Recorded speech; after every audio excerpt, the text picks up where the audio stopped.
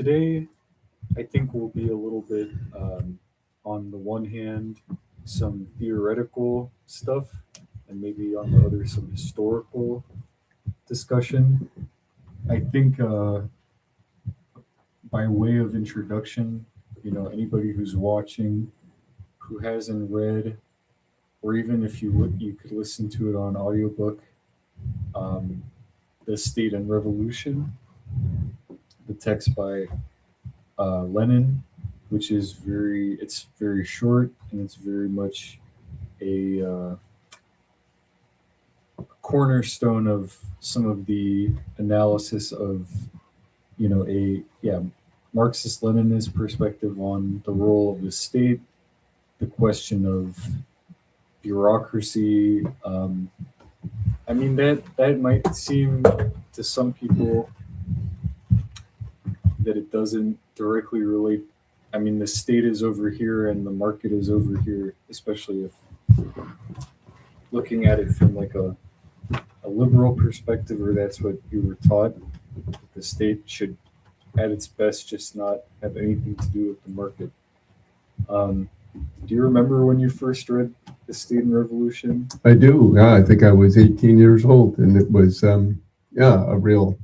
I mean, it was required reading in our collective, the Friends of Haiti, which was a support group for the Haitian Liberation Movement, MHL, which had been formed by Ben Dupuy and carried out a lot of clandestine operations in Haiti under the Duvalier dictatorship.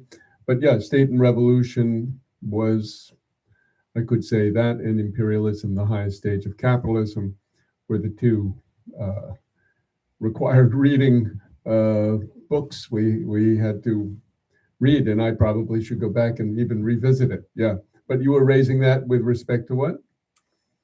Well, for some context, I mean, there's multiple editions of State and Revolution. Yeah, we always use the Chinese version. Nice. Yep. There's one which is after, I think it's like September of 1918, something like that. And that, I mean, after 1917, that is. So in it, he'll have these remarks where, he's criticizing Kautsky or whichever opportunist, who has said, or who has put somewhere that, we we believe in the withering away of the state. This is a very important line for, again, people who aren't, anybody wants to have some perspective on the state. But yeah, he's criticizing some people, especially people who were in the provisional government that preceded the Bolsheviks taking power. The Kerensky government. Yeah, the Kerenskyites. For people who in there are saying, I mean, that's also, there's two critiques in there, is anarchists and opportunists, but the main line that he has is to say, and he's kind of quoting from Engels, who in The Origin of the Family and Property in the State, he talks about, special forces, special groups of armed men, as kind of being like the basis, the essence of the state. Yeah. And the way that it can express power is through these kind of, I mean, that can then have many different, you could, from different points of view, call that a gang or mercenaries, or it has different, meanings. But suffice it to say, as Mao said, power flows through the barrel of the gun, and that's kind of how the state exercises that. That is the state. I mean, as we've said on this show a few times, and also coming from Lenin, bourgeois states are the dictatorship of the bourgeoisie. I think that can have a pin in there, because that is that, power being exercised in that way is going to be either a dictatorship of one class or the other. The proletarian state, as in this text, which I mean isn't super relevant in our discussion today, but is important when we're looking at like the Vivant Song or even the Haitian Revolution, and kind of its roots, is not, you know, the same exact type of state, because in Lenin's recounting of this, classes have been abolished, and then this new state, new type of state comes to be, which is already withering itself away in this very Hegelian way of, you know, everything is kind of contorting itself around. But yeah, it's the only state that is kind of actively dissolving over time. And that was, I think, his way of very realistically countering anarchists who, you know, call for the state to disappear overnight. And he's, you know, that is difficult, but if not impossible. yeah. But I found this interesting, just kind of revisiting some of these ideas, especially as I said, that people often think the state is somehow, you know, the state is here, the economy is here, like economics is very much depoliticized, and government and stuff is seen as, you know, well, um, it's either useless for, it's either, you know, we, the neoliberals and whatnot, all sides of this kind of height of capitalism, either want to just really not have a state, have as limited of a state as possible, or they'll say we don't, you know, we actively don't want the government. Reagan and them, you know, saying the government, the worst thing they can say is we're the government, we're here to help. And practically speaking, we know through investigation that that's the opposite is true. And Lenin has a great line where he says, like, all the experience of the working class has taught them to be against the state, because all their experiences in interacting with the police, the military, he's drawing on the Paris Commune and the experience, the bureaucracy, very, very vivid. That experience just teaches people to know that the state actually works for those with power, and that is kind of logical. But those in power are constantly obfuscating and mystifying that. So that takes us to our article, which was in our English section for the week, which is by Marie-Paule Florestal, and it's Haiti. It's From Hope to Crisis: How Neoliberalism and Coups Crushed Haiti's Dreams and Wrought Today's Gruesome Havoc. I find that this context is really important. I think what little people might learn about Haiti, depending on different circumstances, but especially like in South Florida, right, from my experience growing up, and that would have been in the early 2010. So we had just kind of had that wave of, and we have touched a little on this in the show in the past, people will have, you know, encountered the waves of migration from Cuba all over the Caribbean and Latin America. But in that those diasporas, it's very unequal because different people are moving for different reasons. And the Haitian diaspora and the forced migration from, you know, being under Duvalier was always repressed more, right? And, you know, we had wet foot, dry foot, which was, you know, unequally applied. Wet foot, dry foot, you should explain, is they were coming on boats. The Cubans and the Haitians were coming on boats, and if you reached the shore, then you had coverage of U.S. immigration and the ability to apply for political asylum. But if you didn't reach the shore, that's the wet foot, and you were caught by the Coast Guard on the water, then you could be shipped right back to Haiti, or, as later happened, taken to Guantanamo, which had its start even though it's been a military base for over a century. And of course, the Cubans have always resisted that. And even when going through difficult periods like they are now, never accepted a dime of rental from the US, because after the treaty expired in, I don't know what year it was, maybe 2005 or something, they said, we don't want you here, and they won't take a penny for it. So all that to say that with a wet foot, dry foot refers to that. Yeah. I think you should tell a story about Guantanamo that you were telling me before. I mean, I can just finish that little thing, which was to say that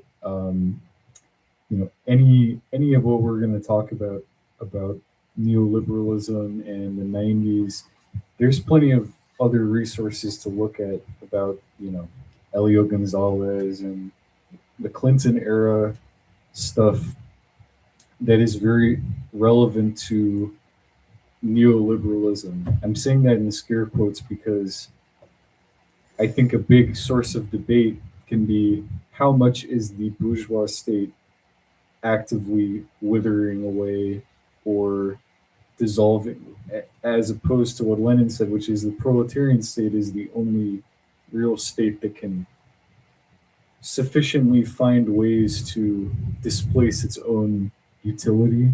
And it is abolishing class, or class has been abolished after the proletariat has a revolution. So the need for an instrument for one class to suppress another doesn't exist anymore. Yeah. But I think, anyways, this story that you were telling about Guantanamo and Cuba going through the special period and all the 90s and the Soviet Union, right, will lead us into this question of neoliberalism in the 90s. Yeah, I just, before I go to that, we should just say the piece by Marie-Paule Florestal really was looking at that 40 years from 1986, February 7th, which is the date that Jean-Claude Duvalier,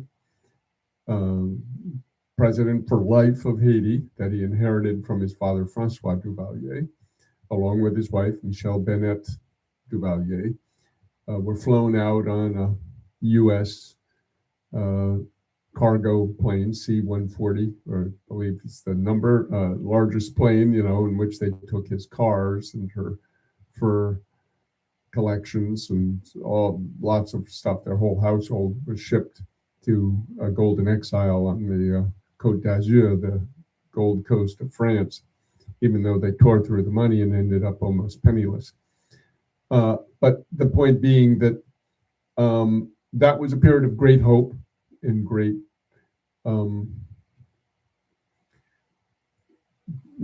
optimism that Haiti was going to rebuild itself, resurrect itself from the terrible state it was in at that time.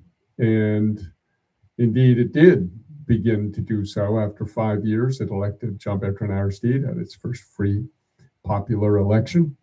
And but gradually, the regime of Washington, primarily, but also France and Canada participating, wore down this new sprout, we could say, of democracy and sovereignty in Haiti, and crushed the Lavalas movement, crushed the nationalist movement that was happening. And today we are in a state of total havoc. So when we were talking before, Joseph Mullen, the co-host here, for those who he has a bad habit of not introducing us beforehand, and myself, Kim Ives, a writer here at Haiti Liberté, we were discussing how this relentless nature of the empire, and talking about Cuba at this moment, because of course this is very much the question in all people's minds is, how are they going to resist this total siege, this medieval siege that the Trump administration has put on it? And I was telling Joseph about my visits to the Guantanamo camps back in the early 90s, which was really the peak of what Cuba called at that time the special period. And they had basically lost all the support of the Soviet Union, which had basically been vanquished by US imperialism. A lot of people don't realize, but the US economy was 4 times the size of the Soviet economy. And that was really how they ran them into the ground, because the Soviets, to protect themselves, had, with 25% of the size economy, had to, build these weapon systems to defend themselves, and didn't have the ability to support or provide to its population the, CDs and blue jeans and all the knickknacks that the U.S. empire, through the super profits it was sucking from its neo-colonies, was able to give to its working class. And so they were, of course, creating all kinds of color revolutions and pressure within the Soviet Union as well. And in any case, when the Soviet Union fell, Cuba lost a huge partner in its development. And that's very much the situation today in the loss of Venezuela, for the time being, as a partner providing it energy, etc. So we're in a second special period. But I was saying, I think the bourgeois press, the liberal press, and even parts of the progressive press are very much underestimating or downplaying or misjudging the resilience and the intelligence and the power of the Cuban people to resist all odds and preserve their revolution. Nobody has a crystal ball, and definitely with Rubio and Trump, they're going to bring out every possible tool they have in their toolbox. There's absolutely no holds barred. We can see that they're just ready to violate international law, as they are now on a daily basis, bombing with absolutely no proof or judicial process fishermen's boats. This is resumed. I think some fishermen from St. Lucia were recently blown up, and now putting this siege on boats trading.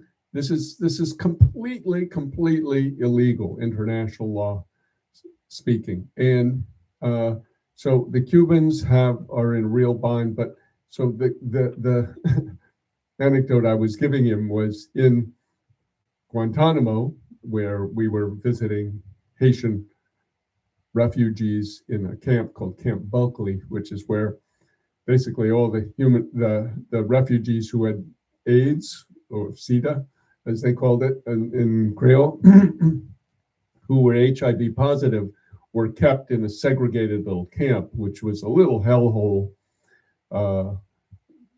dusty kangaroo rats. They called them, these big old rats, and, flies. It was a really very hot, horrible spot. But, they dressed it up and they said, here's our barbershop, a little plywood room, and, here's our beauty salon, a little plywood room, and da-da-da. Anyway, long story short, the generals and colonels who were giving us the press, the tour, were saying, oh yeah, it's over for Cuba. Yeah, they're done. They're finished. They're eating armadillos. There's no way they can possibly survive this. And yet they did. They got through that special period. So all of that came to the power of the state to resist, to organize its people. And that is a popular power. That is not, there's no alienation between the power and the people in Cuba, or very little. And that is, some of the reflections that brought Joseph, I think, to launch in with the State and Revolution Reflections. Yeah. But Yeah. Well, the idea that that again that there is this term or there is this periodization neoliberalism. Um, People will have plenty of debates as to how long did that last for. I think 40 years. It's funny and coincidental that it's 40 years for Haiti, marking from Duvalier to today. And in the U.S., we would probably roughly periodize it around the same length, especially when Reagan came to power, because before that is ostensibly the welfare state and the New Deal, right? I kind of think that a lot of the demarcating different, especially if you're looking at things through a lens by which the U.S. is an empire, it's rare that there's really a big shift in the nature of okay, what type of imperialism or what type of capitalism is it? But it is true that there is a marked change that we could go from having this welfare state, even as long up until Lyndon Johnson was in charge and had war on poverty that he talked about. Medicare, Medicaid. And I mean, even Nixon kind of, because the state was very powerful to do the Vietnam War, and there was a lot of, but I think part of my issue with it is that I don't want to turn this into a colloquium on whether neoliberalism is real or not as a term or whatever, but Nixon, Reagan are still very much giving handouts to again ironically, but they're supporting their own welfareism for the white working class, and even again before we joined, part of the argument in the article and from this time revolves around the shift especially as it pertains to Haiti, talking about the agricultural policy. And as we've said a few times, as has been said by many, the hand that feeds you controls you. And the U.S. became very much a feeder of certain countries that it wanted to politically control, whether that's, sending McDonald's to the Soviet Union, or in throughout West Africa in the 90s, there was structural adjustment, and that was a way to undermine the domestic agricultural industry after you'd had Sankara and different leaders trying to promote agricultural autonomy. And with Haiti, it was in the form of rice. Part of the article has Clinton talking about him admitting as much that he had helped to undermine, I mean, maybe conscientiously or not. Consciously. Yeah, consciously, we would say, but by importing to Haiti cheap rice that is made in the U.S. And you called this a subsidy. Yeah, it is, right. Well, let me first take a step back. And as you can see, Joseph and I sort of do these discussions almost spontaneously. So we don't really script or chart it out. But I'd just like to give my analysis of what neoliberalism is in as lay terms as I can. The age of imperialism was really coming about when Lenin wrote Imperialism, the Highest Stage of Capitalism. And it was the battle between the capitalist powers, the capitalist nations, France, England, Germany, the US primarily, for markets and for spheres of influence. Haiti was one of the places they were fighting over in that early period. That was one of the reasons the US was invading countries like Haiti, Dominican Republic, the Philippines, Nicaragua, etc., to say, this is ours, this is our colony, get out. France, get out. Germany, who was sending gunboats around, get out. Other nations. So you had two world wars in the 20th century fought to establish the imperialist pecking order, if you will. And that really had the US at the top of the pecking order after the Second World War. And it became the US world order. Bretton Woods was decided in the woods in New Hampshire. We're going to have a World Bank, we're going to have the United Nations, we'll have the IMF, we have Inter-American Development Bank, we have all these structures to keep the world order, the rules that we set and the rules that we are the judge over. We can break them, but nobody else can. Okay, so that's fine. They established their dominance in that period. But capitalism, and my father was an investment banker, my biological father, and he would tell me, even though he was a pure capitalist, he said, the Soviets figured out that we have these 25-year cycles of boom and bust, and it's the nature of capitalism. And so by the mid-70s, there was a big problem for capitalism, world capitalism. The U.S. had been, spending its money trying to keep the Soviet Union at bay in Vietnam and Africa and Latin America. We won't go into all those details, but there was what was called stagflation.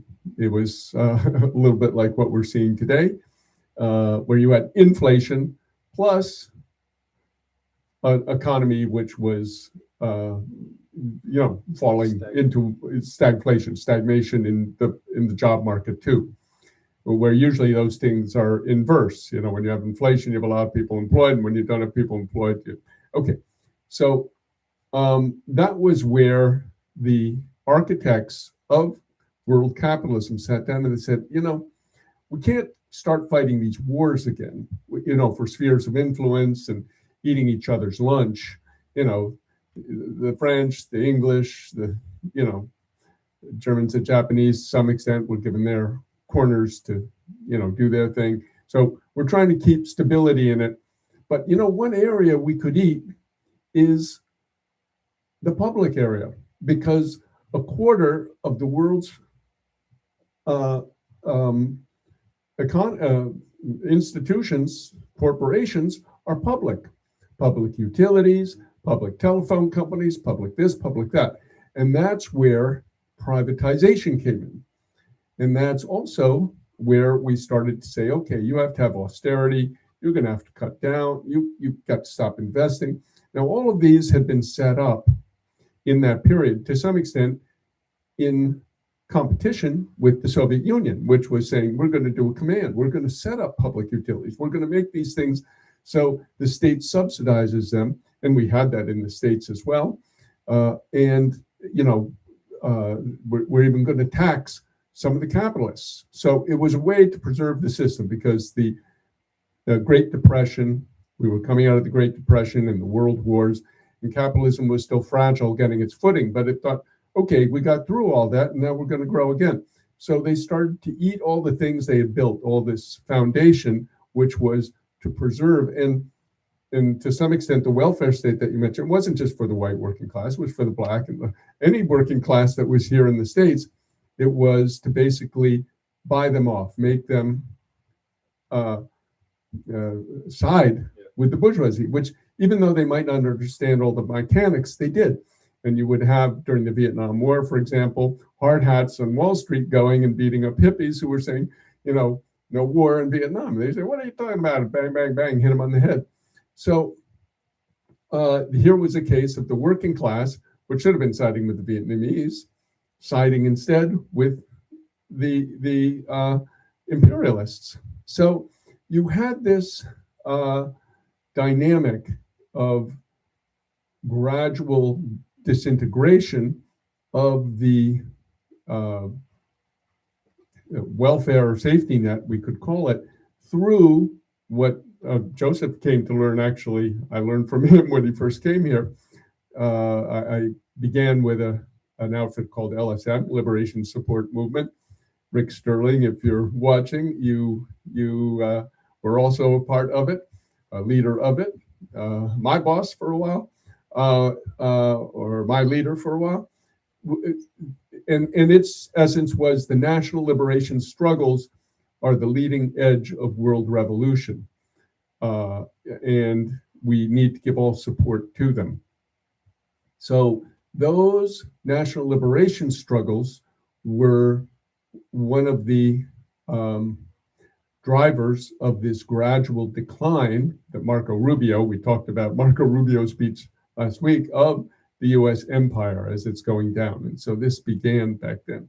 So Haiti was really, and that's where Marie-Paule's article comes into play, is really, it's really looking at the battle between the new neoliberal architects who are saying, okay, we got to privatize this, we got to take over this company, we got to roll it back, because Haiti had 7 state industries: the telephone company, the cement factory, the essential oils factory, the flour mill, etc. And it said, okay, you got to privatize all those sellers. Set up by Duvalier? Oh no, yeah, all of them were. Some of them were set up prior to Duvalier, but some were set up by Duvalier. But it was basically in that period where the U.S. and those nations were trying to make these countries stable and clients. And so the state industries, which were, I mean, for instance, let's take the cement factory.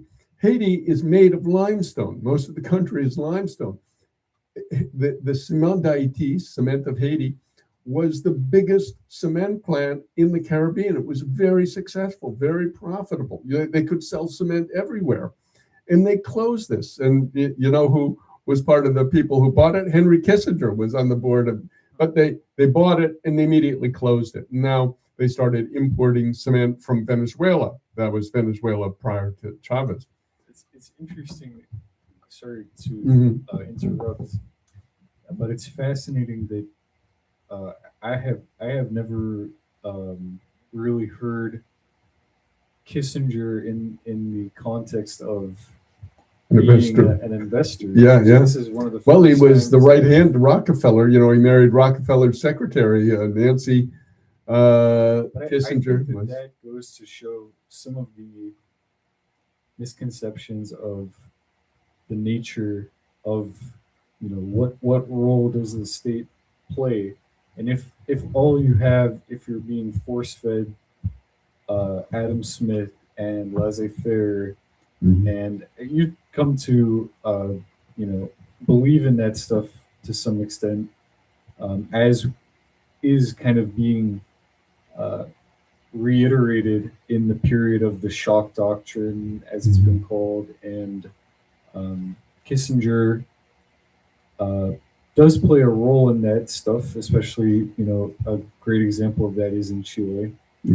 But it's commonly imagined that he and his associates or whoever are doing that through political means, and that it's very much, you know, an active process of doing coups. And that's part of this article is, you know, Marie-Paule's article. Coups are kind of a political tool that the state, which is the dictatorship of the bourgeoisie, is going to use that to achieve its economic ends. Right. And there's always going to be in the struggle between the proletariat and the bourgeoisie, the fight is around profit, the margin of profit, and how to, on the one side of it, the perspective is how to keep the profit rate high, because that is the basis of the economy. And if you have this welfare state, if you have wages constantly increasing, the profit rate just isn't going to be high.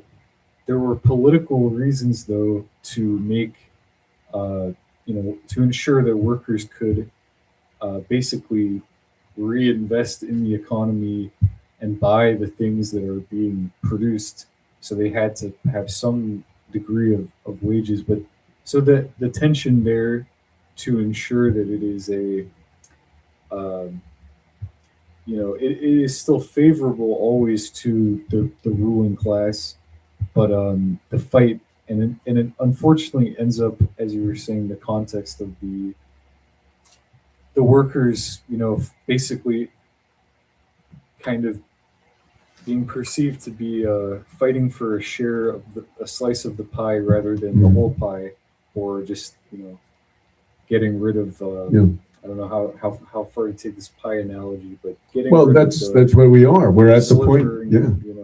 you're just getting a meager piece of it, which in the idea of the proletarian revolution and then state and then communist society would be, we no longer divide up this pie, into slivers and chunks or whatever. But I think that is a helpful way to understand that there are certainly dialectics within capitalism where there's changes and there's boom and bust, and the Soviets were analyzing capitalist economies and how they are inefficient, basically. But the kind of the underlying um, relations of production may not may may may just be sort of incrementally working towards the end of capitalism and the end of things.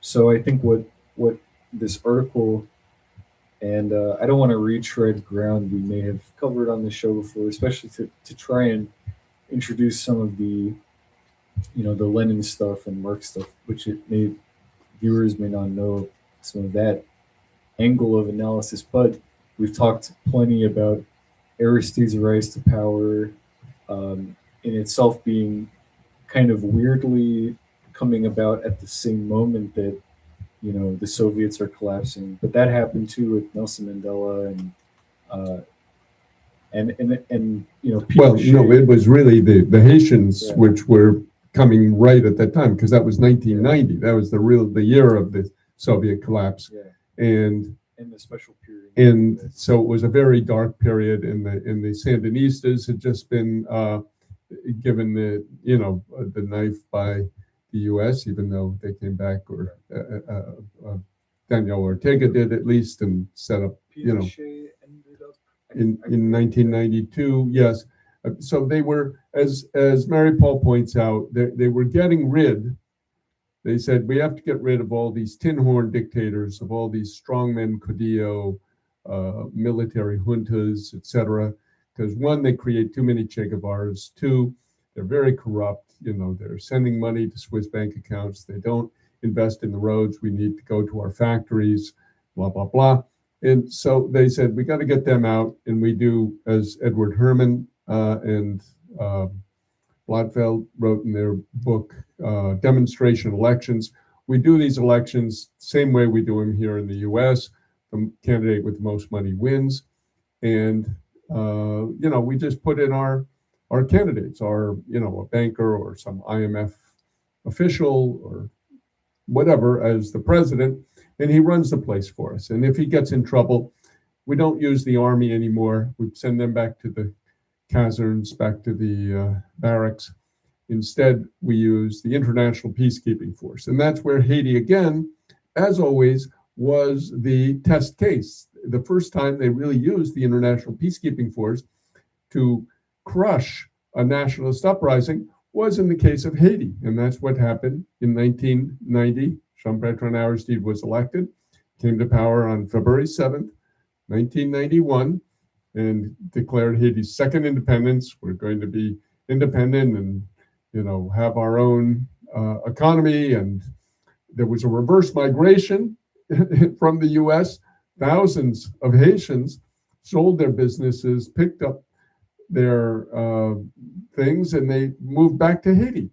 And sure enough, 8 months later, September 30th, 1991, the coup d'etat came, and they hit Aristide with a coup, a very bloody coup. It was a miracle he didn't die in it, because thanks to a guy called Raphael Dufour, the French ambassador who basically intervened to save his life. He was sent to Venezuela, then under Carlos Andres Perez. And I think we've talked about some of the ironies that happened there, because at this period, Chavez was just, beginning to figure out how he was going to take power. In any case, this was where the U.S. for the first time used an international peacekeeping force in 1994 to basically supplant the coup that its minions had made in Haiti, because they were still trying to keep appearances, and that was, of course, under Bill Clinton. By 1994, Bill Clinton had come in. It was the coup was carried out under George H.W. Bush.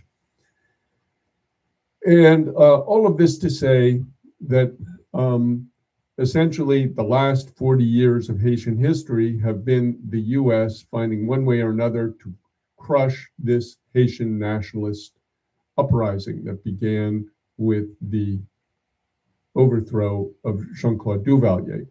Basically, the U.S. had a hand in that. They green-lighted it. They said, okay. In fact, I remember very well, it was on January 31st, 1986, that the U.S. Embassy said, Jean-Claude Duvalier is leaving town, because obviously that's what they had decided. And Jean-Claude said, he went on the television and said, no, I'm not going anywhere. I'm here strong as a monkey's tail.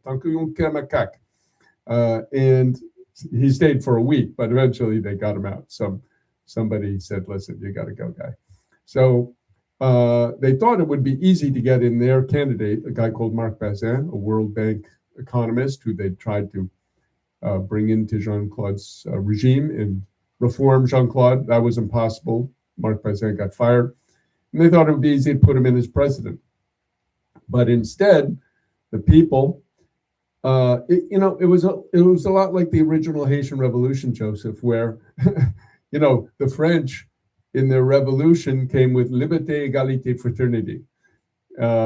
Those were the watchwords, of course, of the French Revolution, but they were just words. They weren't. But the Haitians took them totally. Yeah. The slaves said, "Oh, liberté, yeah, I'm for that," and the mulatto affranchis who did not have equal rights as their French counterparts, even though they were French citizens too, said, "Oh, égalité, I'm for that." So the liberté and égalité of Haiti got together. That is the slaves and the freedmen. They put themselves together in an alliance. That's Pétion and Dessalines, and they drove out the French. So we're kind of at a moment now where we're seeing if Haiti is going to have another social revolution where the means of production, the owners, change. Are the people of Haiti going to be able to take back their country? Well, the U.S. is doing everything it can to try to stop that. And that's where, back to Marie-Paule's article this week, she looks at this arc and she says, okay, here we see how neoliberalism has been crushing Haiti, and destroying what Haitians were trying to do. And now we see the emergence in the shanty towns of Port-au-Prince primarily of these armed groups in the form of the Vivre Ensemble, which even have formed themselves as a political party, although it's not official, of course. They can't register it. There's nowhere to register it, and they're the enemy. But she was saying, yes, they have a right to do that. They have a perfect right. And it's also very interesting. I'm looking at this book by Eric Hobsbawm, the great Marxist historian, Bandits. Very interesting to look and he begins one chapter, where at one point these people being crushed by capitalism have a choice to become bandits or revolutionaries. And, that really speaks to Jimmy Cherizier and the whole development of this Vivre Ensemble. Yeah, there's a very good, this is an aside of what I think we can kind of get into, but there's a good, it was Marx, calling the the lumpen, the most dangerous class, or I forget exactly, but there's a The book, dangerous class, yeah, yeah. there's a book which is the most dangerous class, something like that, which is the author is Jay Sakai. People, some may know that, but the focus is on the lumpen, and we've talked about the lumpen a bit. Fanon, had that quote. If people have not seen Another Vision on our YouTube channel, check that out. I think Another Vision is really important, beyond just the name, or kind of that being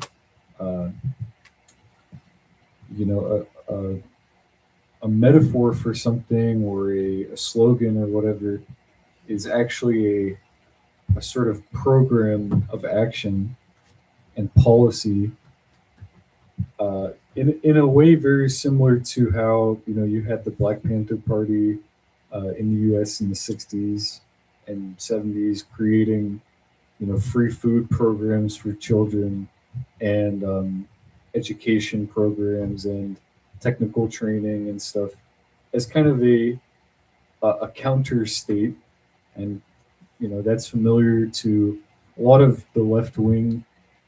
You have anarchists or whoever are talking about, and I'm just saying that because I think the left has a lot more in common on some of these things, in terms of wanting the state to be abolished and end bourgeois rule, but still seeing in it the way that you know certain activity has to be carried out and people have to be fed, right?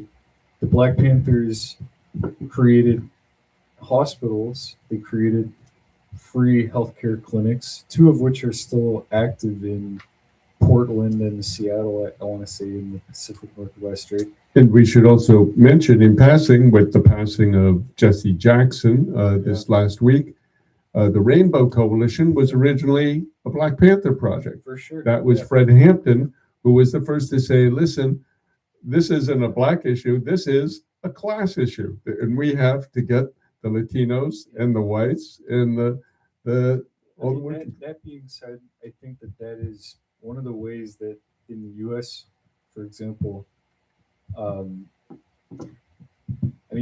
that from Fred Hampton got kind of turned into this electoral thing. Right.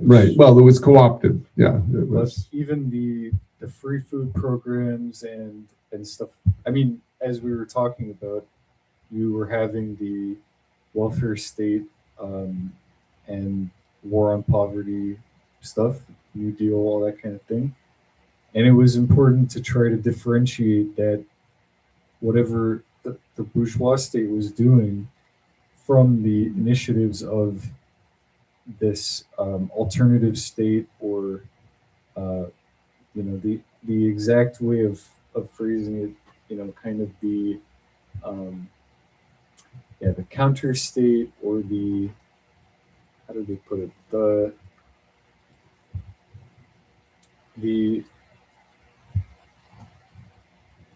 these efforts to create like I think counter state is what's coming to mind, but that's not really the best way to put it, because it's almost more like an alternative state. But who are we speaking of? We're speaking of the resistance, the Panthers. Well, there's kind of, I think the problem is that there's this initiative to try to make a new state while the current state already exists. So you try to basically have these parallel states.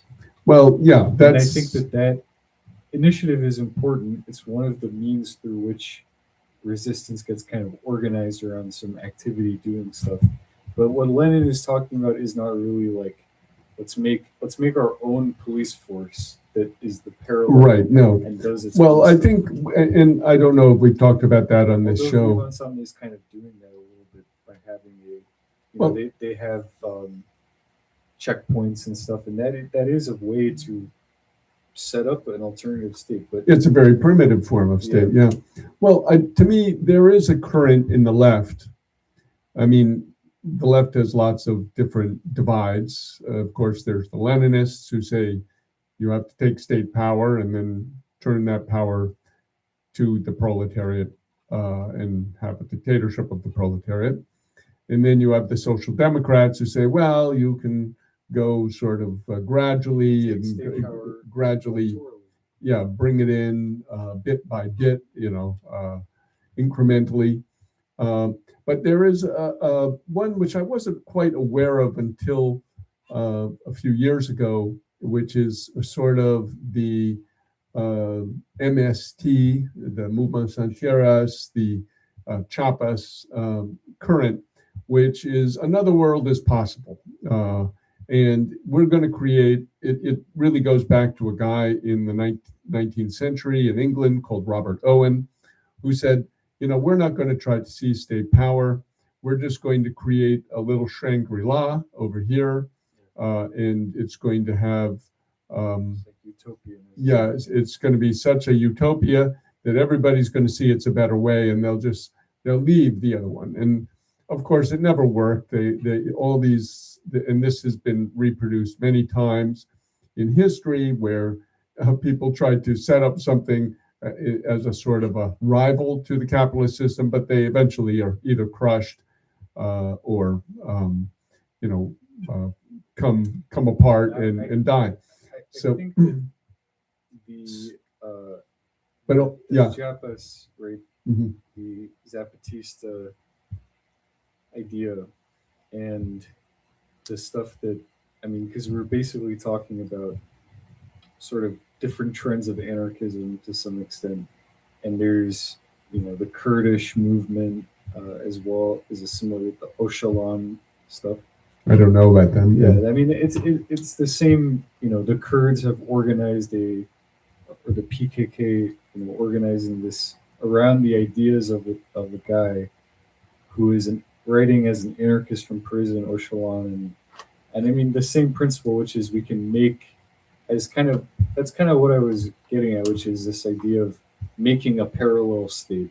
Like let's run a rival state. A rival state, yeah. I think Vivre Ensemble is in some ways there, and that is where there are going to be certain deficiencies, and that we can talk about just trying exclusively to make a fiefdom that is like in just living alongside capitalism. And I think that people have made a critique. I don't know if I fully agree with this, but especially the divide of some of these initiatives in the third world as opposed to doing this stuff in the first world, which is a very different situation. But the problem that comes up where you make this alternative state and you are basing it to some extent on the efforts of the lumpen proletariat, which is a big force in this revolution, and not bringing the proletariat, which is seen as the class that can abolish class and emancipate all of the classes. So I think that is an issue of can this alternative state be set up and run by the lumpen? Maybe, but I don't think that is what Lenin is getting at. Of what would it would require a class revolution, and now to have a class that is powerful enough to first of all oppress the oppressing class, if that makes sense. That is kind of, and Vivre Ensemble is kind of, as I said, you have the Another Vision program, kind of like the Panther programs, that is going to do some of the work to get to that stage to which people can at least be fed enough to think about revolution, or their kids can be fed enough. Right. I think you can have intermediary periods. Like unions have that. Unions set up their own structures, in a sense, for survival. to get through strikes that might be particularly difficult, do fund drives, get other unions to participate. Yeah, it's not saying that that can't be done. And if Vivre Ensemble gets to the point of cohesion and organization and discipline, that it can function and begin to, build those sort of parallel infrastructures, little clinics, hospitals, or food distribution centers. Cherizier was doing that in his neighborhood of Delma 6. They set up a water purification plant in their neighborhood. They had the garbage collection guy who went around the neighborhood. Yes, so those are all the things. Now, of course, that's just an intermediate, or stopgap measure, shall we say. But you need to take control of the state, I think, is the Leninist notion, and that's our notion at least. And you'll never be able to create this little world because you'll be too vulnerable. You have the world market, and yes, you have the BRICS, you have the multipolar world, you have other possibilities, other games in town other than the US, especially now. This wasn't the case, say, in 1990, when the Soviet Union had just collapsed. That pole had suddenly disappeared, and we were in a unipolar moment. But from 1990 until about, let's say, 2017, maybe 10 years ago, it was a unipolar moment, but now we are in a multipolar moment. It's emerging. The war that may unfortunately come with it, hopefully will not be a nuclear world war, but the US with Trump, we can see, is desperate to try to preserve its hegemony, and above all, the hegemony of the dollar, the reserve currency of the world, because this is the only way we've been able to do this, is just by printing money whenever we, are out of it. And now we're at almost, $40 trillion debt, close to it, and no way we can ever pay that on that note, in the US. One of the problems is that a lot of the initiatives, and this kind of relates to neoliberalism to some, or the supposed phenomenon that is occurring, and it's a global phenomenon. It's happening nationally and internationally. It's happening in the US. It's always going to be that these efforts to feed people, or large scale societal efforts that the state is in the mind of the pure capitalists and Smithians and whatever. The state doesn't even really do that to begin with. The market actually does that. But then if we're peeling the layers of the onion back, okay, we see the state is the means through which the capitalists utilize their power to do what they have to do to keep that power. And we see that, sure, they want to set up maybe a welfare state, a meager one, and maybe neoliberalism chips away at that. And you have, NGOs, and they're kind of a more privatized way to do that stuff when the capitalists think we can get away with it and trick people. But in the third world, the NGOs are so powerful, and it has been that way of distributing things for such a long time, because wages are so low, and the imperialists can go in and exploit the situation.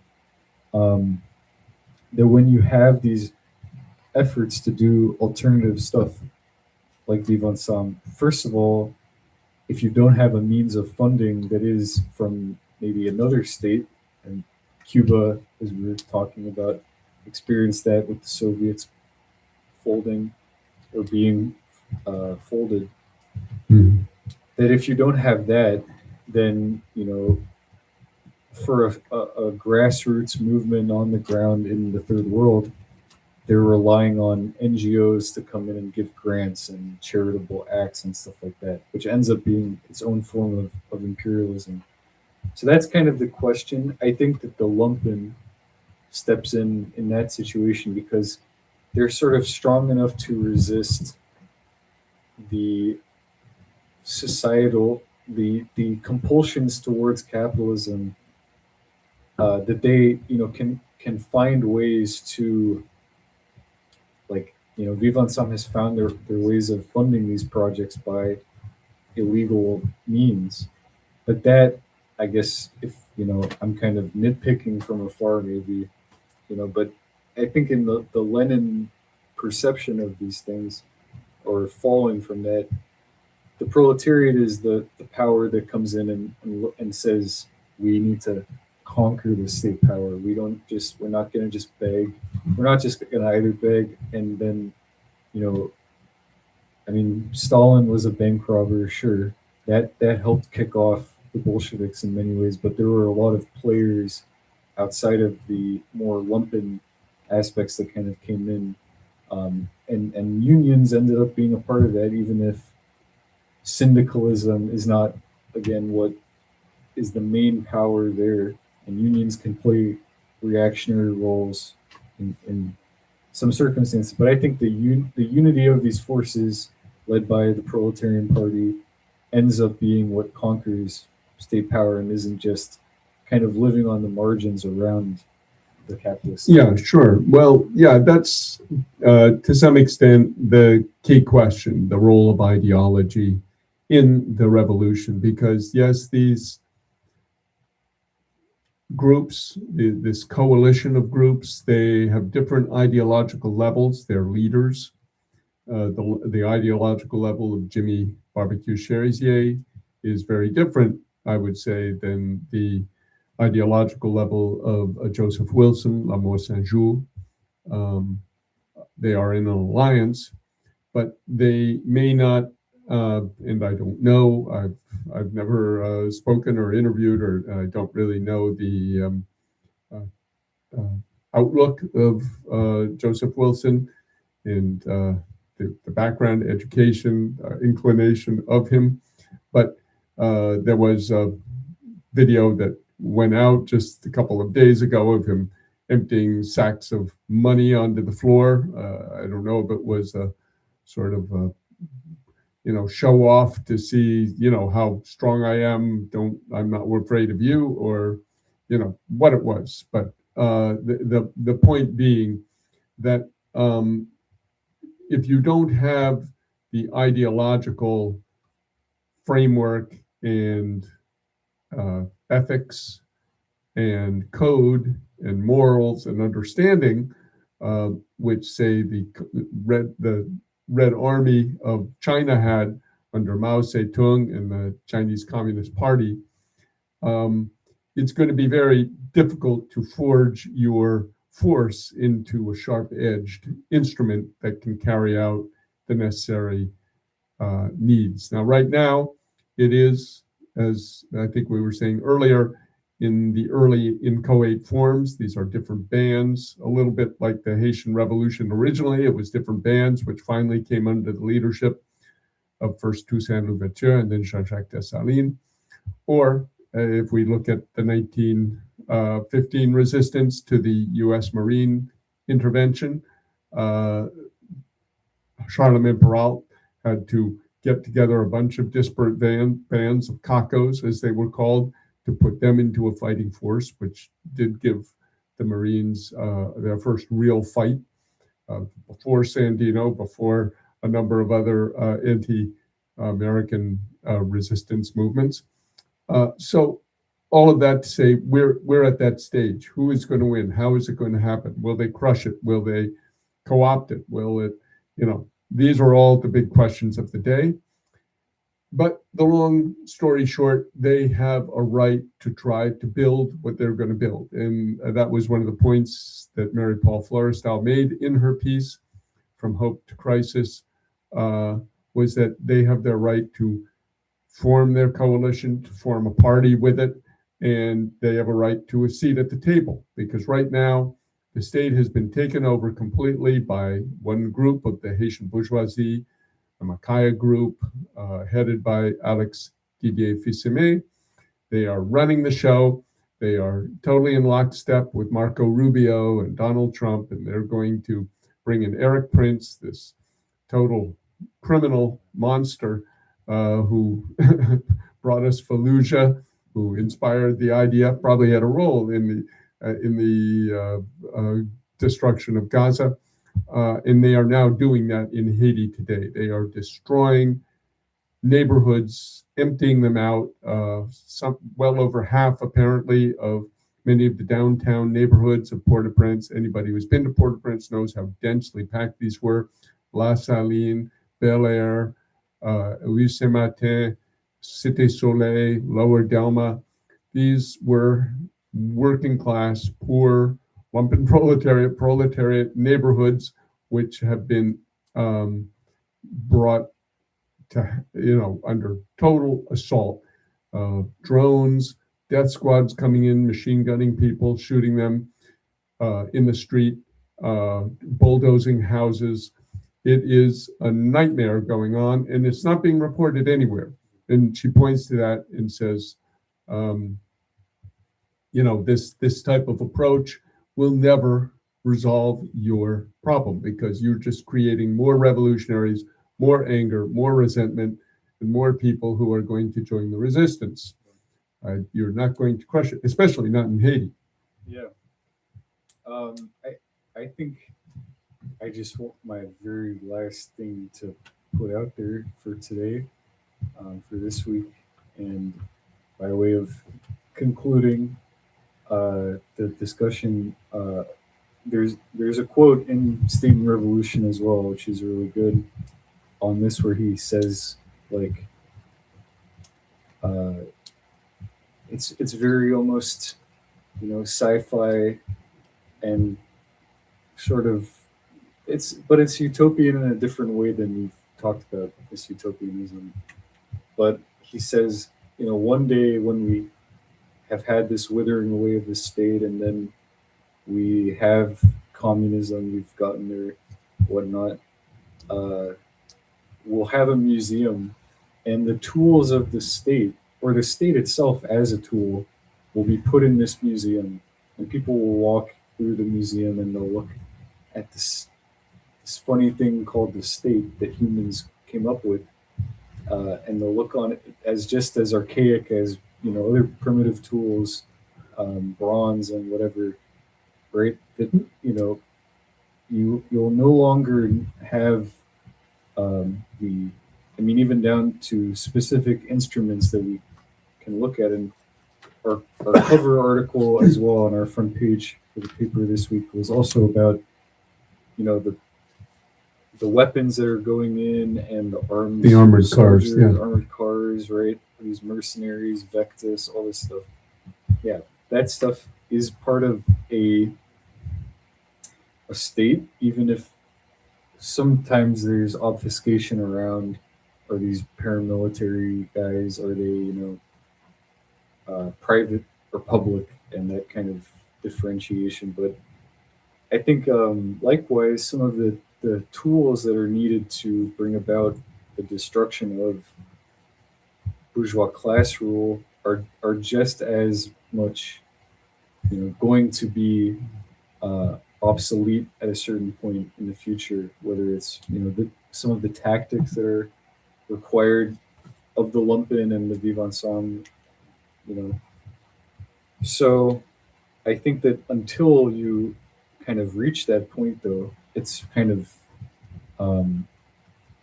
it's very much high and mighty to be criticizing the means by which people are working towards their own liberation, even if we know likewise that the state, right, it's very intellectual anarchism to look at the state and have this kind of view of it.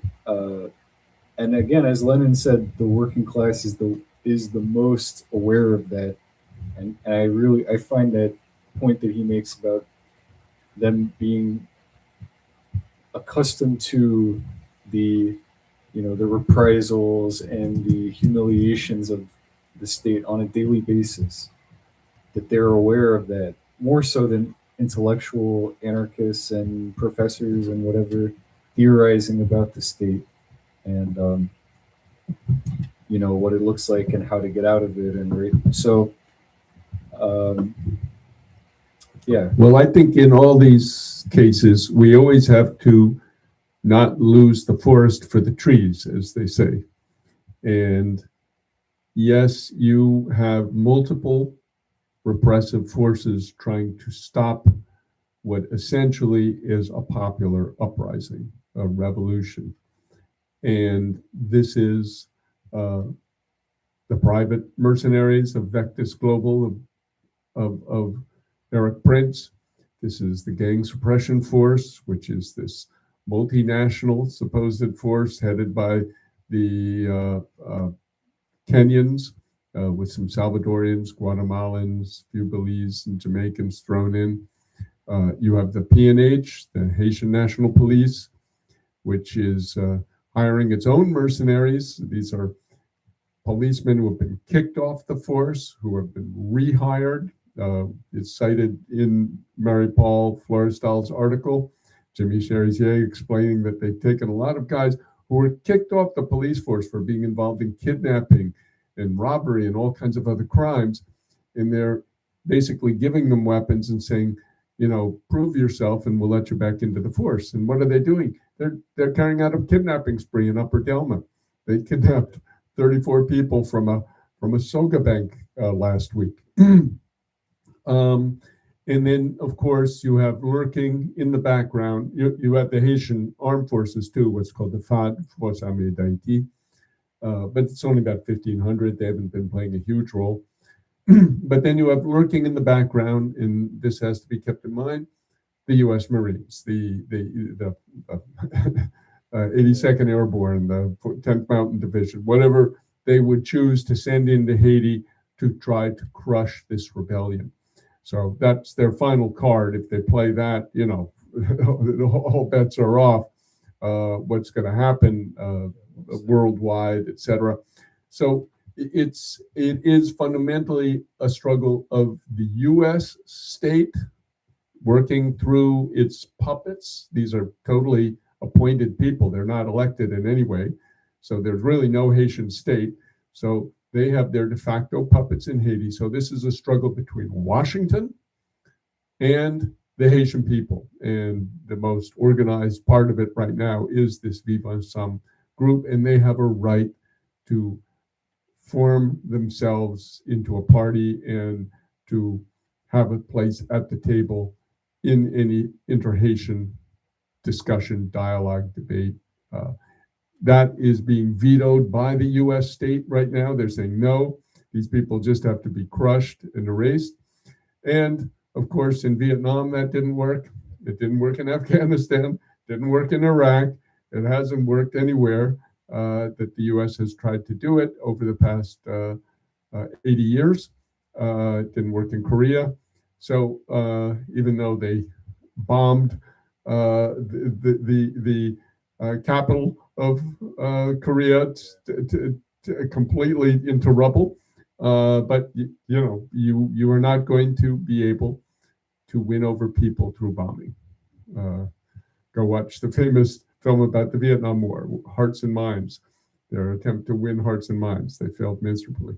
So all of this to say, we are in the midst of one of the Vietnam Wars of this early 20th century in Haiti, which is joining Venezuela. Hopefully it won't join, hopefully Cuba will be able to hold its ground, joining Gaza, joining Yemen, joining Lebanon, joining many other countries. And we are getting to the moment, as Che said, of having 1, 2, 3, many Vietnams. Yeah. I'll leave it on that note. Yeah, I think that's always good to, End with Che Guevara. Yeah. Well, hopefully we will survive through this snowstorm that we're going to have in New York. I thought you were going to say nuclear war, but Yeah, yes, snowstorm that is too. true. We got that as well. We have our snowstorm, and then we have our atomic winter. Atomic winter. There's possibility, but yeah, next week we'll be back. Um, Unfortunately, this kind of effort of the U.S. and I think it, it's important too to see that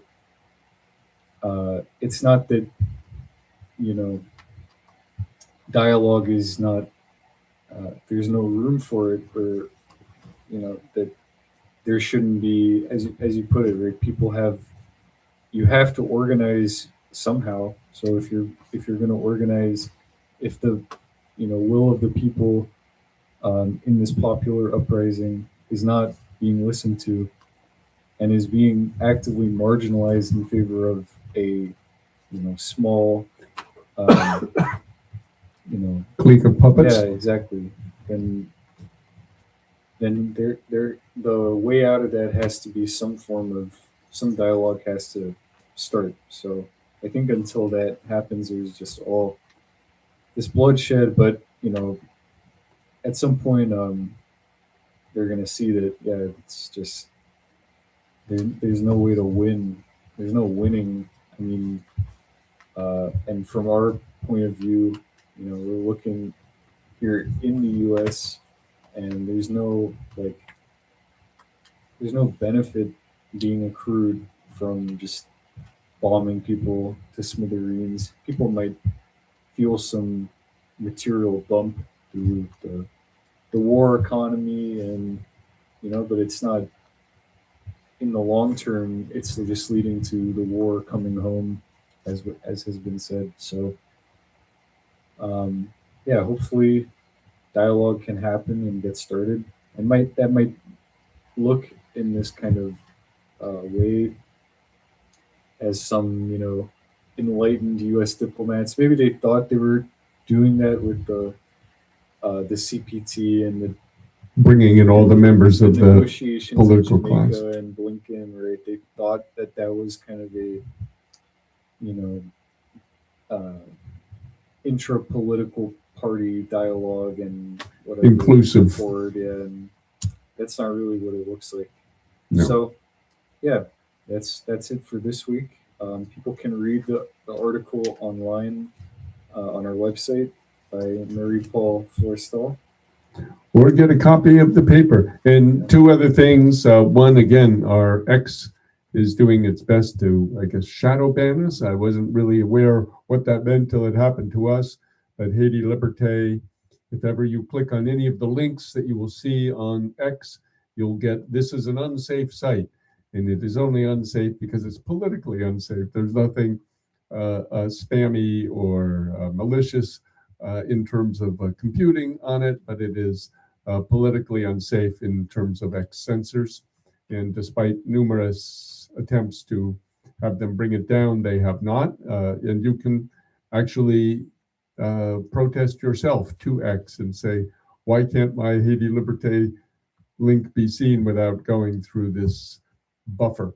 So that's one. Please help us break the X blockage on us, even though we understand that X is a military industrial complex operation. And two, again, the petition of the Haitian people standing with the Venezuelans. This is almost got 100 people, and it's taken a while. Please go get that petition. You don't have to be. I think we've said it. Yeah, you don't have to be Haitian to sign it. Yeah, you can just support the Haitian people being able to express their solidarity. Yeah. So, so basically, this petition is important to be out there. Is there a QR code on the website with it? There will be. Video, but we'll put the link as always in the description. It's very available, so people should forward that around and. Yeah, and you can go to change.org, put in Venezuela, Haiti, solidarity, and you'll see it'll come up a picture of two, a Haitian and a Venezuelan holding hands, looking off into the future sunset, and you can sign right there. So please go to that petition. Those are the two asks of this broadcast. Okay. Yeah. Another week of This Week in Haiti. Thank you, and keep up your support. You know, we survive only with your backing. Thank you.